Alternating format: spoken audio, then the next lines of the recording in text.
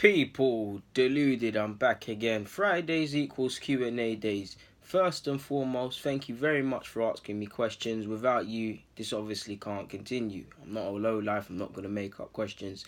As usual, people, to say you've come heavy is an understatement because I've a bit different. I've done it on the phone and that. Well, that was a fail. That was the flash messed it up. I don't know why I did that, but all these questions are on my phone. Sorry, and yeah, man, there's a lot of questions and diverse questions. So thank you very much, people, each and every time. Let's not waste any more time waffling. Let's carry on. Antonio Bankers asked, do you think under 20 international Marley Coyota, I think that's what he wrote, has the potential to become a world-class striker? To be honest, I haven't seen him extensively enough. I've been paying attention to the under-20s, and I've watched Marley, but he really must have not caught my eye then. Who knows, to be honest, man. But you know me, I'm not one to make shouts of stuff like that, so I'm probably not the right person to ask Antonio. Spaghetti's asked, how many players do you realistically think we can move on this summer? Everyone says we need to get rid of 15, but what do you think will happen? To be honest, a lot needs to go, but obviously there's the argument, we're not going to get into it, but there's the argument of too many going. Who knows, my guy, man. If I had to make an educated guess, there'll be a couple of under 23s. I'm assuming that's irrelevant to what you're asking me, but I don't know. I actually don't know, man. Czech and Ramsey by default are confirmed. Of Welbeck, of course, as well.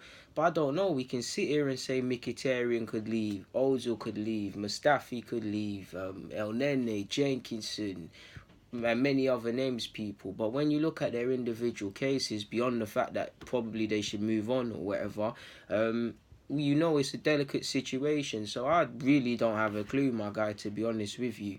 We'll just have to wait and see. So God knows, man. God knows, man. I'm trying to think of a number. I can't even give you one. The limbic systems asks, do you think young players can cope with physical teams like Watford and Spurs, etc.? Apologies for butchering your question. And it's a tough one, but why not, to be honest? Well, you're going to have to be able to. It's very ambiguous. Some players can, some players can't. You've asked me a quite ambiguous question there with young players. Who knows, my guy? Like, it could be anyone's situation. It's probably more than anything, it's how you cope mentally, to be honest with you. Because if you're not quite there physically, but mentally you're switched on and you can assess situations quickly, you can adapt how you're probably playing in that game situation. So hopefully that answers your thing. Smith asks, big up Michael Smith, what are your thoughts on the right back from PSG we've been linked with, Thomas Meunier? I think his name is. I think he's a decent player. He's a very good player, and I'll definitely take him in my squad, especially if Bellerin's not going to be back until touching almost 2020, to be fair with you. If he's coming back November, hopefully September. I don't even know when he comes back, but you get the point. Connor's asked, do you have any thoughts on Palacios? We've been linked with him. I've made a video about him, my bro. So, yeah, man, just find that and watch that. Arsenal for Life has asked, do you feel confident for next season? And do you think we can go back to where we were before? Seeing is believing. The season's just finished, my guy. I can't answer that question for you right now. If you was to ask me right now, it's just going to be more of the same old what's been happening for the last couple of years. So, yeah, man. Hopefully that's answered your question. Diabolicals asks, this guy's name always makes me laugh when he's in these Q&As, man. Good play on words. What are your thoughts on James Maddison? I think he's a good player. I would love him at Arsenal, but I mean, apparently we were quoted 60 million, so that one's dead in the water. Jodes asked, thoughts on Aubameyang taking Arsenal out of his bio and removing his profile pic? God knows, to be fair with you. I think I touched on it briefly in one of my vids, but I believe since then it's been put in his name, but I haven't really got an opinion on that, Jode. So Byes asked, what's your thoughts on Anthony Joshua's defeat to Ruiz? Well, my guy AJ, I don't know what to say really. Like, what did he do? I swear he tasted the canvas 4 times or something. I don't know, man. Obviously he lost. It's a L. I don't think AJ did, but you never underestimate anybody in a fight. I don't know, man. Something believes me to believe something might have been wrong physically with AJ in that fight. I don't know what. I'm just speculating, but Credit to Ruiz, it was a shock, man. It was a shock, and I know there's always one guy that will bet like £100 on them sort of things to happen as well. There must be someone out there who made something decent in the bookies. Don't use this as ask me. What would you rather do, Malcolm and Ntiti for Lacazette or sell Aubameyang for 80 million? Malcolm and Ntiti for Lacazette. Centre half. Apologies, people. Apologies. There would be a centre half there. Probably 80 million for Aubameyang, man. I'd rather just get the cash, man. T Money's asked, do you think kids will get more playing time next season through this transitional period? I thought they would have got football this year. You'd like to think we have to use youth next season, and I'm going to be quite tough on Nuno Emery in that regard. So I'd say yes, but seeing is believing. Nine's asked, I've already asked that. Nines, you've asked me my thoughts on Freddie Lomberg's thing. I've made a video about that, my bro. Leo Tallers has asked me, what do you think about having entered the transfer market window without a technical director?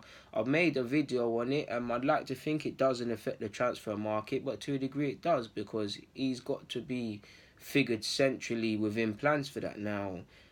I've seen the interview and we seem to be able to cope without him, but how much work can you do? What really can you do without that in place in Arsenal's situation if they plan on employing this man, whoever he is, wherever he is? So that's my thoughts. AFC's asked, where do you see the channel in 5 years? Do you see your content being closer to TIFO or Arsenal Fan TV, AFTV? Better yet, is what you specifically wrote.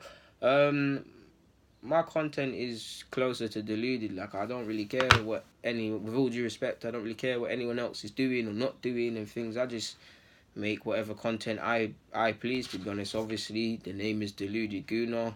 In case you didn't know, I'm an Arsenal fan, so there's a lot of 90%, 98% of it is Arsenal.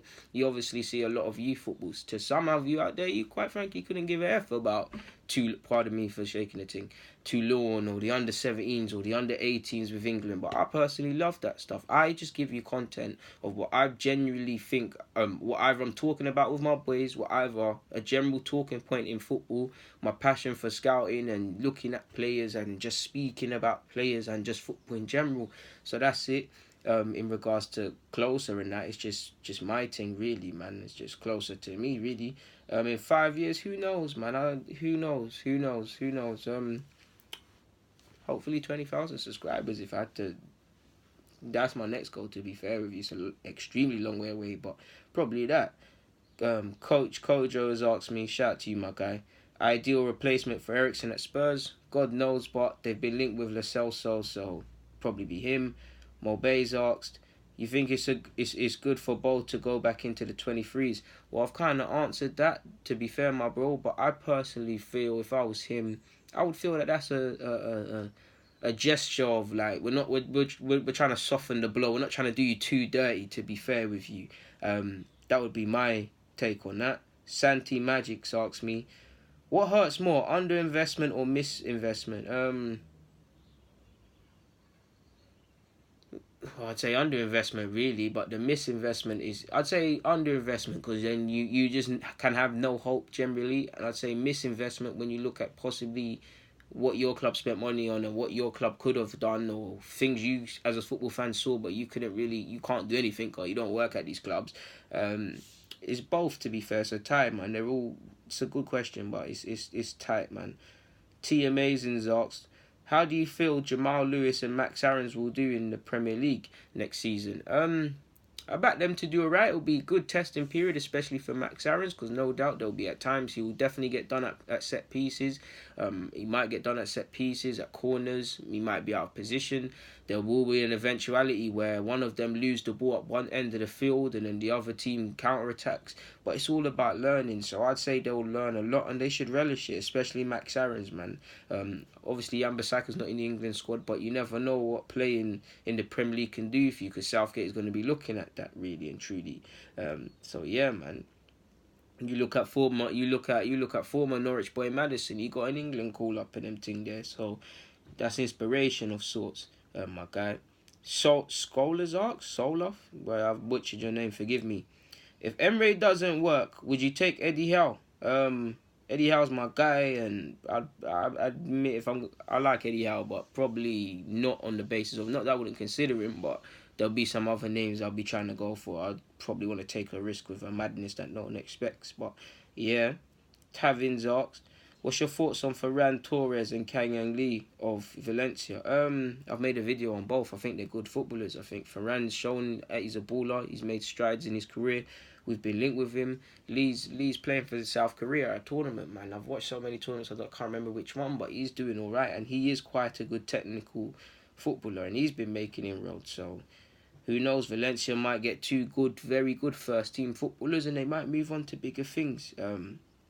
So yeah, BM's asked, do you think for the coming years it's going to be a two-horse race between Liverpool and Manchester City? Who knows, man? Who knows? Who knows? At least based on this season, I'd like to think so.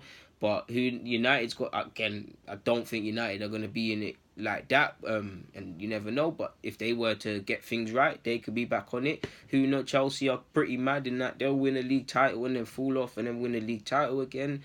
Pains me to say it, but Spurs are doing all right. So I'd be inclined to think so, that City and Liverpool are the top dons. But next season we'll probably be sitting here saying the next thing. Do you see what I'm saying? And that's a beauty and a curse in regards to the Premier League. Hopefully Liverpool don't win a Premier League title, because obviously banter and stuff. But shout out to them for doing their thing for us in the Champions League. Because if Spurs won, that would have been mad. But yeah. Jay Gibson has asked, Liverpool sold Torres, Coutinho, etc. Would it be good to sell Aubameyang?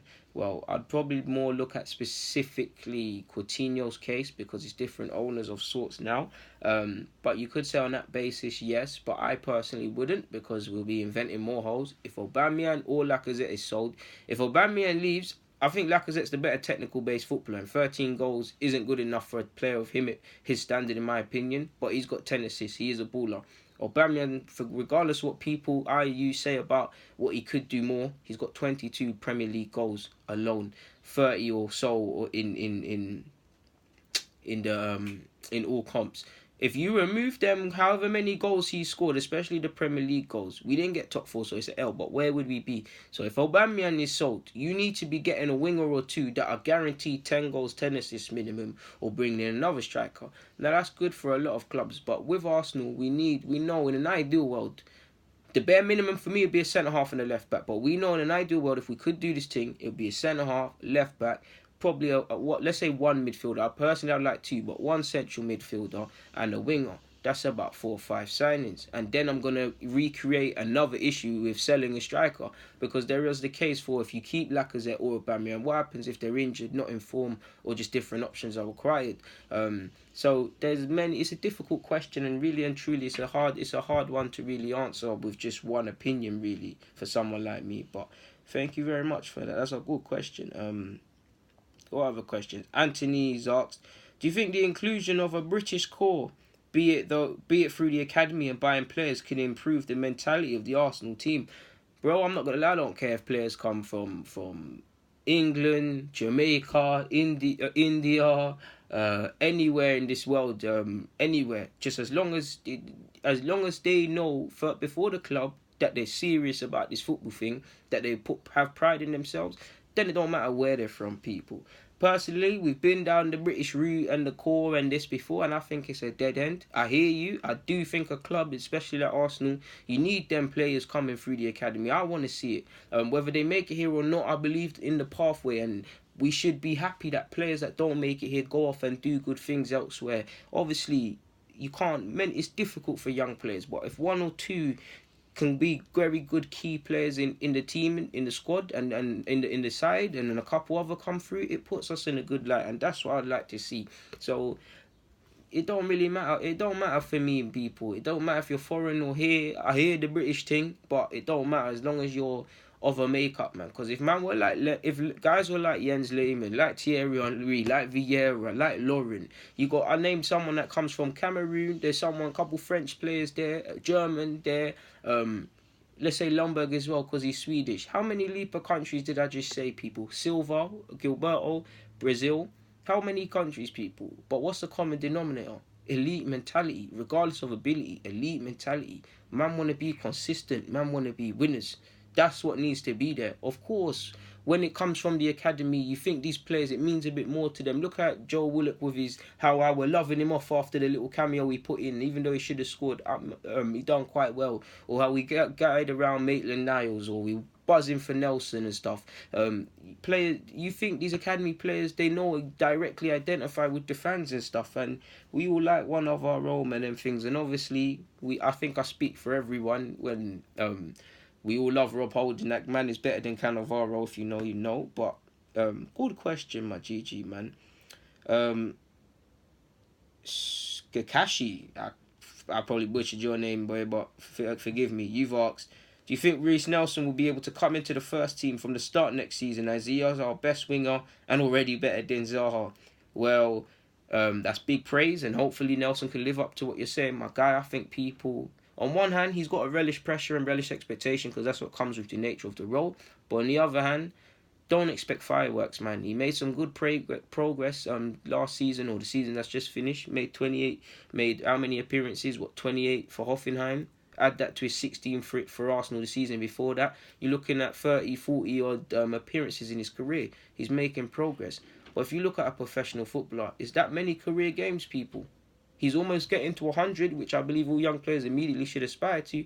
But is that enough to be the finished article? No. There are some rare cases where man are sick from the get-go, Messi and that. But do you see what I'm saying? So we need to be easy. He's going to have games where he's going to have blinders, games that are indifferent, games that are so-so, games that is underwhelming. Because 10 games, we don't know what we're going to get from these young players.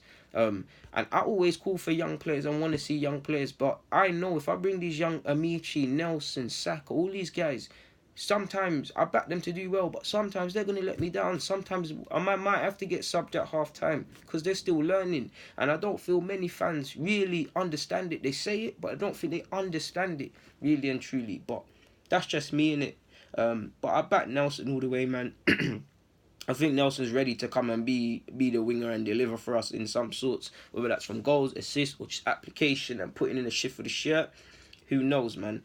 And I don't think he'll be a 10 long term, but he can play in the 10, and so can Emil Rose-Smith. And if we've sold Ramsey and there's other areas where we need to invest, then could potentially we play a couple of them in this creative role, in this, if not a creative role, in that role where they've got a press and stuff like that. Of course, they wouldn't be my first. Well, Emil's a 10 for me, Nelson's on the flanks, but different options in the squad and things like that. And I want to get back to Arsenal with the interchange and movement. Imagine you had Emil, you had Nelson. You had, I don't know, let's just say Aubameyang do a job for me on the left-hand flank and Lacazette up front. And they're all interchanging movements and stuff. It'll be good to see, man. But the answer's that. Wagyu's asks, quick fire. Werner or Memphis Depay? Werner, if you're talking about playing up front. Pratley or Neves? Neves for me. You've asked me Telemans or Iwobi, Telemans. You've asked me a bunch of other ones, but I not really feeling the rest, my guy. But thank you very much for them questions there, man. In fact, you know what? You've asked me Wan-Bissaka or Kieran Tierney, different flanks, my guy, man. But if you ask me which one I'd prefer, I love Wan-Bissaka, but right now Arsenal, Tierney. So yeah, I think that wraps up all the questions. I don't think I've missed anyone else out. Forgive me if I have. People, it's been a pleasure, man. What can I say? You lot know me. I love you guys. But on that note, people, deluded. I'm gonna keep it moving. I'm out.